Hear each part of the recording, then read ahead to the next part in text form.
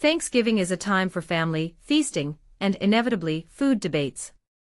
But what if the real secret to a harmonious holiday is embracing the culinary chaos? From sweet potato casseroles to apple pies, every dish seems to have its own controversial ingredient. And this is where it gets fascinating. These divisive additions often reveal more about our cultural heritage and personal histories than we might think. Let's dive into the world of contentious recipes, starting with a holiday classic, sweet potato casserole.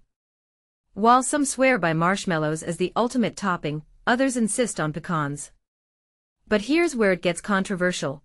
Our analysis of nearly 1.5 million recipes from over 107,000 U.S. cookbooks reveals that cookbook authors overwhelmingly prefer pecans, with 60% of sweet potato casserole recipes calling for them compared to just 20% for marshmallows.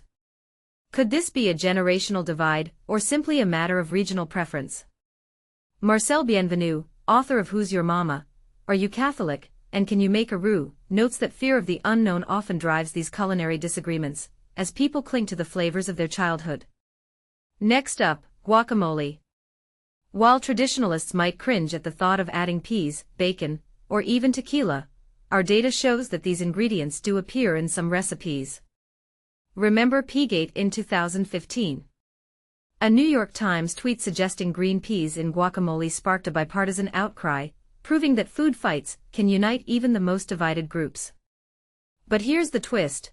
Only 35 out of nearly 1,800 guacamole recipes in our database included peas, while 111 called for sour cream. So is the outrage really about authenticity, or just a love for tradition? Moving on to clam chowder, the debate between creamy New England style and tangy Manhattan style is as heated as any sports rivalry. New Englanders take their chowder seriously, with some even attempting to outlaw tomatoes in Maine back in the 1930s. Anna Crowley Redding, author of Chowder Rules, shares a personal story of tomato-based trauma, highlighting how regional pride and family recipes can turn a simple dish into a sacred tradition. Our data shows that 59% of clam chowder recipes are cream-based, while 24% include tomatoes. But what about the 18% that include neither? Could broth-based chowders be the compromise we've been missing?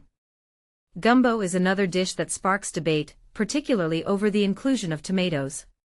And Maloney, a New Orleans native, notes that Creole versions are more likely to include tomatoes than Cajun ones, a difference rooted in historical culinary influences.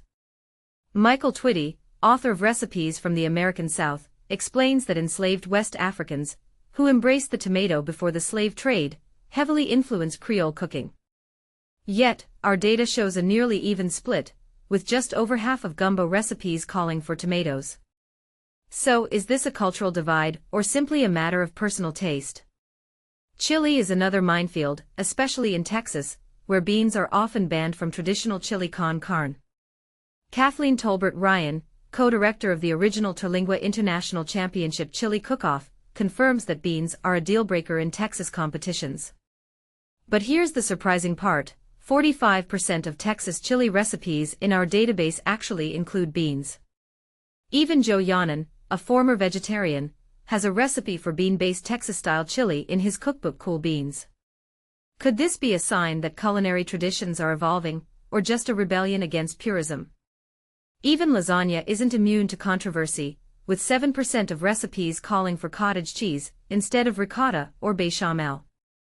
While some call it a crime against foodmanity, others, like Danielle Lapierre, defend its convenience and texture. Joe Yonan points out that authenticity is often a myth, as cuisines evolve over time. So is cottage cheese in lasagna a culinary innovation or a sacrilege? The debate rages on. Finally, apple pie, a dessert that seems straightforward but is anything but. While Granny Smith apples are a popular choice for their tartness and structure, just over half of recipes don't specify an apple type.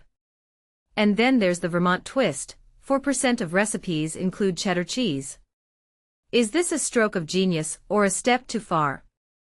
The Washington Apple Commission suggests a mix of sweet and tart apples for depth, but the real question is, does it matter if the pie doesn't include apples at all? Some recipes use applesauce or apple cider instead.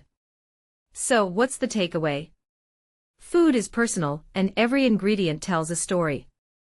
Whether it's marshmallows on sweet potatoes or cheddar in apple pie, these divisive additions are often tied to family traditions, regional pride, or cultural history.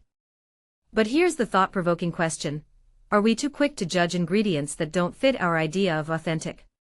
As Joe Yonan puts it, the dish we consider to be the canon wasn't always made that way.